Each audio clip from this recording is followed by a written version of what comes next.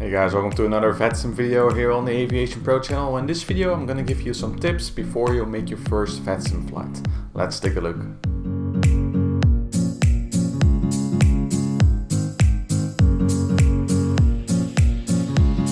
So guys, if you've watched the video so far in this VATSIM tutorial series, you should now have a pretty good understanding of the knowledge that you require in order to be able to fly on VATSIM.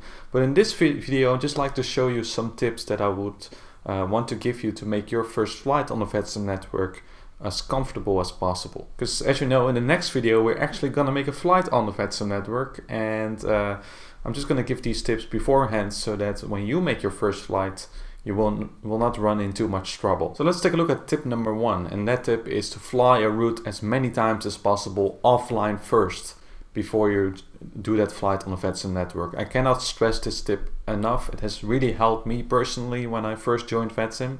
As you know, I flew from Amsterdam to Frankfurt a lot, and by flying that route a lot of times I just became very acquainted with the route, and it made my first flight on the VATSIM network much easier. So what I would suggest to do is really fly as many times as you can offline using your favorite airliner, for example the PMDG 737, and fly that route from A to B over and over again using different runways, so you really get to know all the procedures at the different airports, but you also get to know all the different waypoints along your route and the SITs and the stars that lead from the different runways and to your first waypoint, and from your last waypoint to the different runways at the arrival airports. So at some point you really get to know all the different SID names for the different runways, and the same goes for the arrivals, and that is really helpful, so you don't for example have to worry anymore when you hear a foreign SID name when you get a clearance, because since the first waypoint on your route will stay the same, and it doesn't matter which runway you get, because then you will know which SID is the right one for the runway that is active, and it will make, for example, the clearance already a lot easier to follow. Same goes for the arrival. Once you arrive, you know what the last waypoint on your route is, and since you've already flown offline a couple of times to this airport, you can already expect what arrival or star the controller will give you, and that makes it a lot easier. So I would highly recommend to pick your favorite city pair, fly that as much as possible, and then once you feel comfortable on that route, it's time to join VATSIM and go online. The second tip that I want to give you is to act as if you're talking to ATC and get used to pushing the push to talk button on your yoke or joystick. So when you're flying offline on that route, at some point you might just want to act as if you're talking to ATC. Of course you can also use the default ATC that comes with Flight Simulator, but in my opinion that is not very realistic. So you might as well get to know some phraseology and then try to apply that by acting as if you're talking to an air traffic controller, and then in your mind try to imagine what the controller will tell to you, and then you can kind of talk to this virtual controller that doesn't exist yet, but then at least you really get used to talking when you're flying the airplane, because pushing the push to talk button while you're flying and doing all the talking at the same time is more difficult than you think, so it really takes some time to get used to it. So I think this is a great way to practice that skill. The third tip that I want to give you is to use a phraseology guide. So of course IFR or VFR phraseology really depends what you want to do, but having a guide next to you might help you on your first flights, and especially when you're going to practice phraseology when you're flying offline, it's very useful to have such a guide. You can use the guide that I used for one of my previous videos.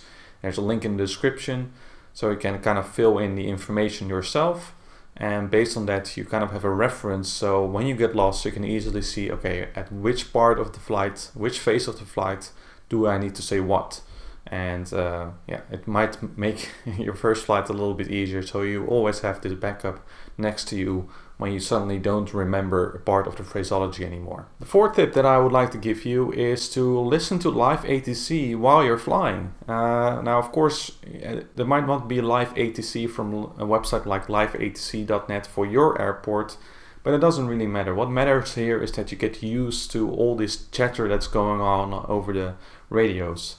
On VATSIM it will not be that busy as in the real world, and the transmissions are kind of slower because you're talking over the internet, and in the real world VHF radios are a lot faster to talk over. But still, you will, especially when you fly events on VATSIM, you will really notice how busy it can get on the frequency, and there will just be a lot of talking going on. So you have the sounds from your speakers and then all the ATC sounds in your headset, which can be a bit overwhelming. So I would recommend to just fly your aircraft from A to B, and again offline when you're practicing that route, and just turn on some live ATC, for example at Amsterdam or whatever, so you can kind of get used to all that ATC chatter in the background that is going on, because it can get very busy sometimes. And the fifth tip that I want to give you is to stay away from events when you're first flying on the VATSIM network. It's very important.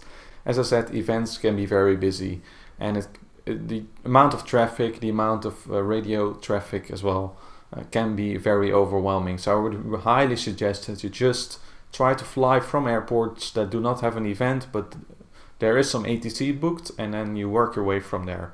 And you can just fly on a regular weekday in the evening. There's usually some ATC at airports, and when there's no event, it will not be as busy, and then the controller has more time to help you if necessary.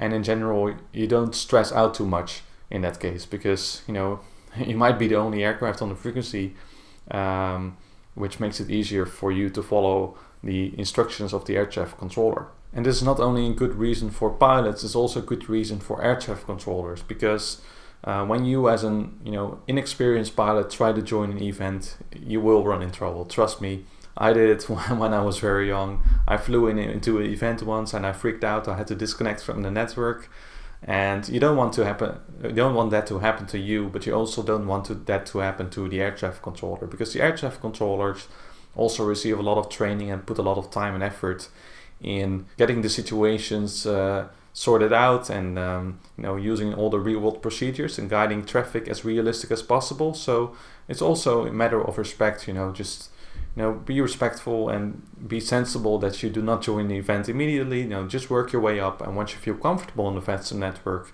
you can think about joining a nice event sometime. And the sixth and last tip that I want to give you is to watch videos of VATSIM full flights. You can watch some of my videos.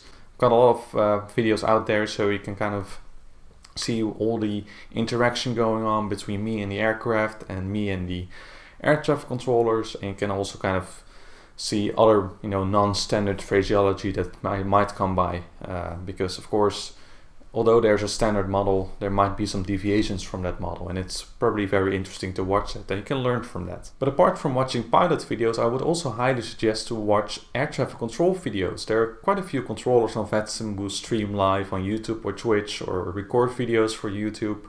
So you really can see the other side of the spectrum. You can see what it's like to be an air traffic controller, which is not only interesting to become an air traffic controller, but also maybe interesting as a pilot, because you can see exactly what's going on, what the air traffic controller sees, and also what phraseology that air traffic controller is using. And it might be very helpful to get a better understanding of how VATSIM works, and also how it works in real life. Because when you are flying as a pilot, you do not have this same overview as the air traffic controller has. And seeing that overview once as a pilot, or maybe even better multiple times, gives you a good idea of how the air traffic controller does their job. So guys, these were my tips for your first VATSIM flight. And of course I got a lot more tips on this channel and in this VATSIM tutorial series that will help you out. So make sure you give them a view. But these tips are just here to really make your first flight as successful as possible without having to worry or stress out too much. So for the next video, we're gonna make a flight on the VATSIM network. This is where we're gonna combine all the information of this VATSIM tutorial series into one big video. I'm just gonna show you all the steps that I take when I make a VATSIM flight, and all those steps should look familiar if you watched all the videos in this series so far. If you haven't yet, make sure you watch those videos before you watch that last video, because it will be very helpful to really get a detailed understanding of all the knowledge that you need before you're going to fly on the VATSIM network. So guys, thanks for watching this video here on the AviationPro channel. Make sure to check out some of my other videos. And if you think the series has helped you out, and if you think the videos are useful, please check out the description to see how you can support the AviationPro channel. I put a lot of time and effort in this series so far, and your contribution would be very much appreciated. to show your appreciation. So please check that out. For now, I'd like to thank you for watching, and I will see you on the next video.